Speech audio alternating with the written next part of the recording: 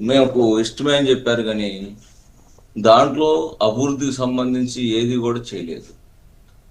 మేము ఈ 2.5 సంవత్సర కాలంలో వచ్చిన దగ్గర నుంచి కూడా అమరావతి అభివృద్ధి అనేది ప్రజలందరూ చూస్తున్నారు. ఈ రోజున సీడ్ యాక్సెస్ రోడ్డు కూడా ప్రారంభంకి వచ్చింది. అలానే అనేక మనం వెళ్తే ఇప్పుడు అమరావతిని కాడికి వెళ్ళి చూస్తే అనేక బిల్డింగ్లు దాదాపు మొన్న వచ్చే వాళ్ళకే జడ్జిలకు కూడా ఆల్రెడీ వాళ్ళు ఉండటం జరిగింది. రేపు ఎమ్మెల్యే క్వార్టర్స్, ఎమ్మెల్సీ క్వార్టర్స్ కూడా రెడీ అయిపోయినాయి. రేపు హ్యాండ్ ఓవర్ ఇస్తున్నాము. అనేక టవర్స్ పూర్తయిపోయినాయి. సీడ్ యాక్సిస్ రోడ్డు బ్రహ్మాండంగా ఉంది. అభివృద్ధి ఇంతకన్నా ఏం కావాలి? అట్లానే ప్రతి ఒక్క అంశంలో కూడా వాళ్ళు నిందలు వేయటమే కానీ దేనికైనా ఆధారాలు చూపించారు.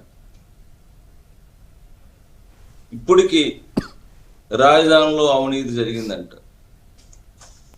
జరిగిన విషయం ఏదైనా కానీ సాక్ష్యాధారాలతో ఈ రోజు చూపించారు.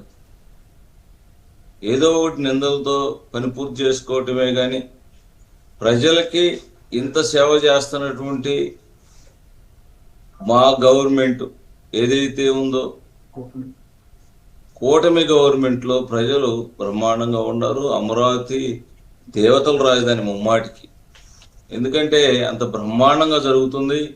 ఇక్కడ ఉన్నటువంటి ప్రజలకి అనేక విషయాలు, ఒక పక్క అభివృద్ధి, ఒక పక్క సంక్షేమం, దాని ద్వారా అనేక ఎంప్లాయ్మెంట్ ఈ రోజున అమరావతి రాజధానిలో జరుగుతూ ఉంటే దాన్ని ప్రోత్సహించేది లేక ఏదో ఒక రకంగా నెపం చెవటం తప్పక ఇక్కడ ఏది కూడా ఈ రోజున వైసీపీ పూలింగ్ అనేది ప్రజలు వాళ్ళే స్వయంగా 33,000 ఎకరాలు చంద్రబాబు నాయుడు గారి మీద ఉన్నటువంటి నమ్మకంతో ఎక్కడ ప్రపంచంలో ఎక్కడా లేని విధంగా స్వయంగా వాళ్ళే ల్యాండ్ పూలింగ్కి ఇచ్చారు.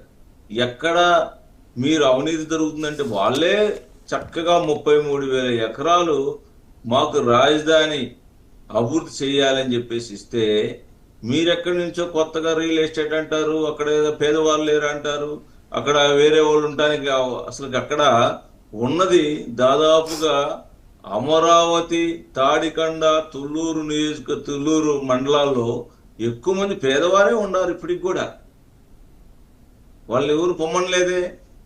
పేదవారి రాజధాని అండి అది. ప్రభాకర్ గారు, ఈ ప్రశ్నకి ఇందాక కూడా నేను అడిగా, ఈ ప్రశ్నకి ఖచ్చితంగా సమాధానం చెప్పాలి.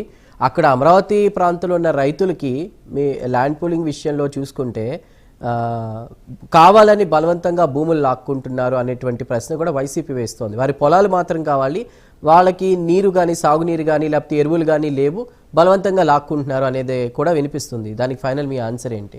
వైసీపీ వాళ్ళ మాటల్లోనే ఉంది కానీ అక్కడ ఉన్నటువంటి ప్రజల్లో ఎక్కడ కూడా ఏ రకమైన ఇబ్బంది లేదు.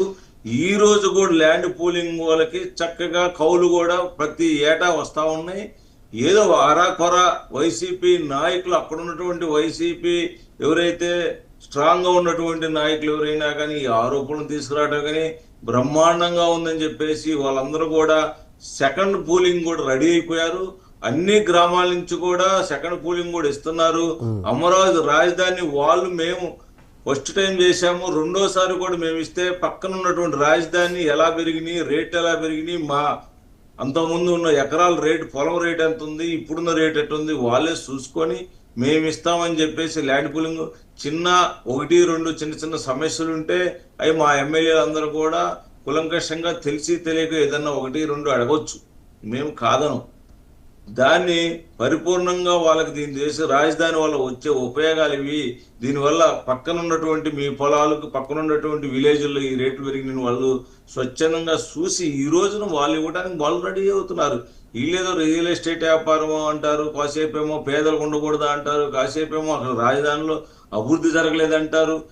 ఇది ప్రజలందరూ చూస్తున్నారు. రాజధాని ఈ రోజున వెళ్తే దేదీప్యమానంగా నైట్ టైం వెళ్తే అసలుకి ఒక మళ్ళీ పెద్ద సిటీ లాగా ఇప్పటికే కనపడతా ఉంది. అంత అభివృద్ధి జరుగుతూ ఉంటే ఈ వైసీపీ నాయకులకి ఇవేమి కనపట్ల. ఏదో ఒక కారణంతో అక్కస్తోటి ఈ రాజధాని ఇంత బ్రహ్మాండంగా జరుగుతున్నటువంటి ప్రజల పక్షాన్ని ఇప్పటికైనా ఉండండి. ఏం జరుగుతుందో గమనించండి. అంత అభివృద్ధి జరుగుతుంది. ఎక్కడి నుంచో వచ్చేటువంటి పెద్ద పెద్ద యూనివర్సిటీలు వచ్చినాయి, ప్రజలకి అందుబాటులోకి వచ్చినటువంటి అనేక కాలేజీలు వచ్చినాయి, హాస్పిటల్స్ వస్తున్నాయి. బ్రహ్మాండంగా అభివృద్ధి జరుగుతుంటే ఏదో పట్టుకొని దాంట్లో ఏదో అంకెల గారెడ్డి లాగా అక్కడేదో అవినీతి జరిగింది, దానికి సాక్ష్యాలు లేవు, నిరాధారంగా చెప్పటం. చెప్పండి, మీ శ్వేతపత్రం రిలీజ్ చేస్తామంటున్నాం కదా, ప్రతిపక్షాన్ని గౌరవించి చేస్తామంటున్నాం కదా, ఇబ్బంది లేదు.